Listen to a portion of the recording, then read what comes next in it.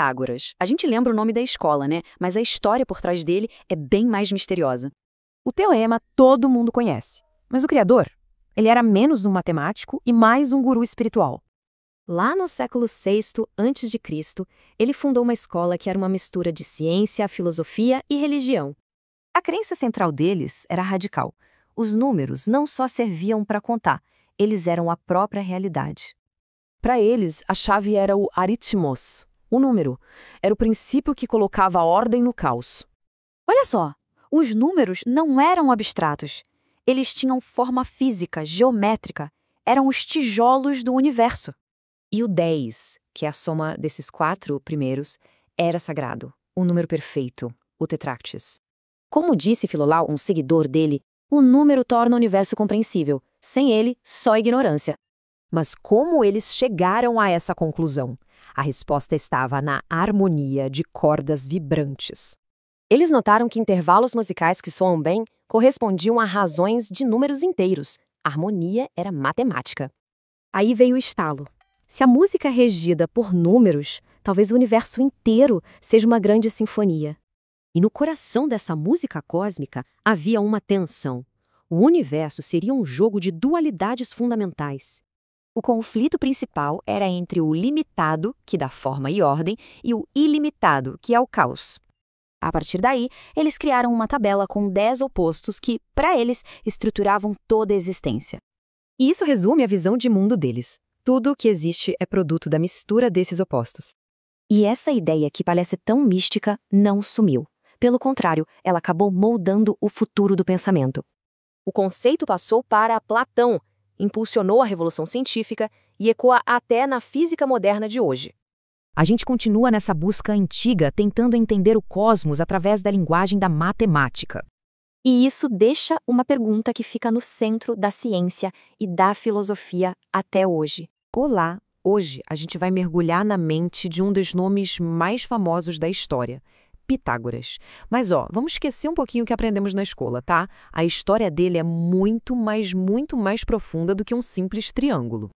Essa fórmula aqui, todo mundo conhece. O famoso Teorema de Pitágoras. É tipo uma daquelas poucas equações que a gente ainda lembra da matemática do colégio, né? Ela é elegante, é super útil, mas é só a pontinha de um iceberg. Um iceberg filosófico e místico gigantesco. E é essa a pergunta que vai guiar a gente hoje.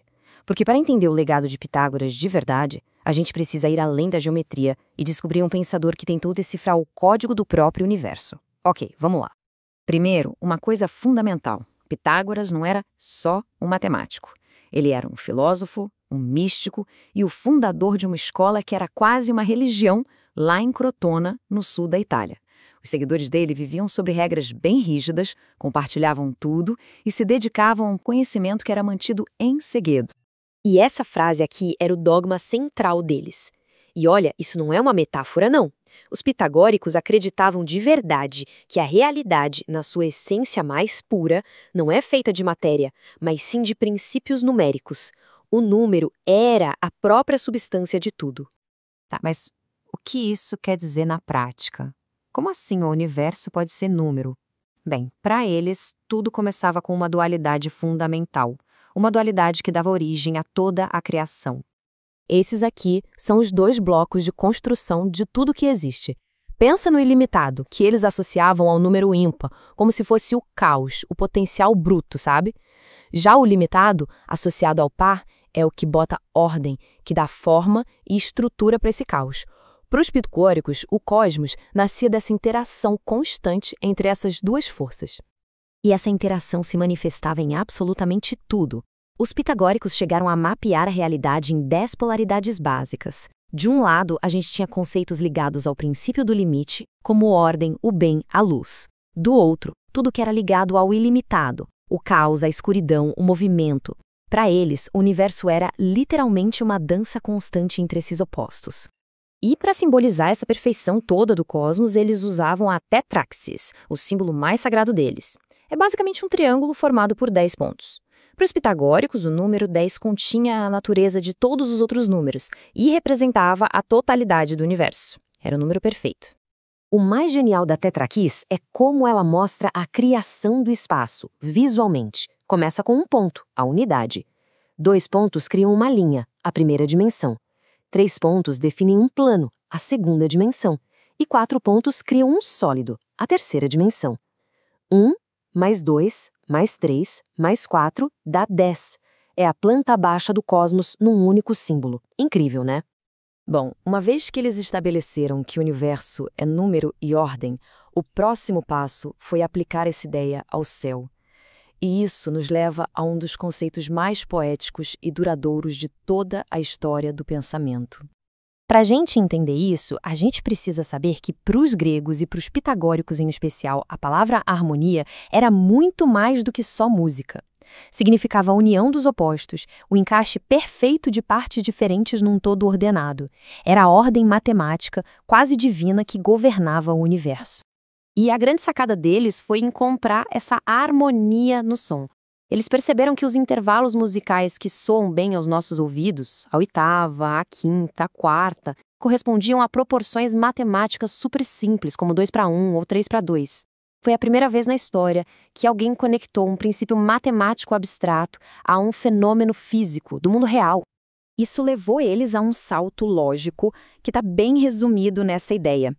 Se as proporções dos números governam a música aqui na Terra, por que não governariam também o movimento dos planetas e estrelas lá no céu? O raciocínio foi mais ou menos assim. Se cordas em movimento fazem som, os planetas, gigantescos, girando em suas órbitas, também devem fazer. E se as distâncias entre esses planetas seguem as mesmas proporções matemáticas da música, o resultado seria uma sinfonia celestial perfeita, a tal música das esferas. E por que a gente não escuta? Bom, segundo eles, é porque a gente já nasce imerso nela, é o som de fundo do nosso universo.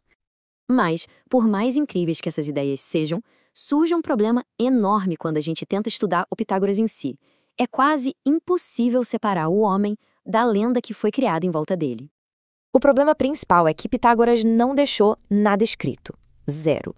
Tudo que a gente sabe sobre ele vem de relatos de seguidores. E muitos foram escritos séculos depois. Isso transforma a busca pelo Pitágoras de verdade, o histórico, num baita quebra-cabeça. Apesar dessa névoa de mito, alguns fatos são mais ou menos aceitos. Ele viveu numa época de grande despertar filosófico e espiritual no mundo todo. A escola dele, em Crotona, não era só um lugar de estudo, era uma comunidade com um modo de vida completo, focado na purificação da alma, através do estudo da matemática, da música, da filosofia e também na crença da reencarnação, da transmigração das almas. Então, no final das contas, qual é o impacto de Pitágoras? Olha, é gigantesco. As ideias dele não só sobreviveram, como se tornaram a base, o alicerce de grande parte do pensamento ocidental que veio depois.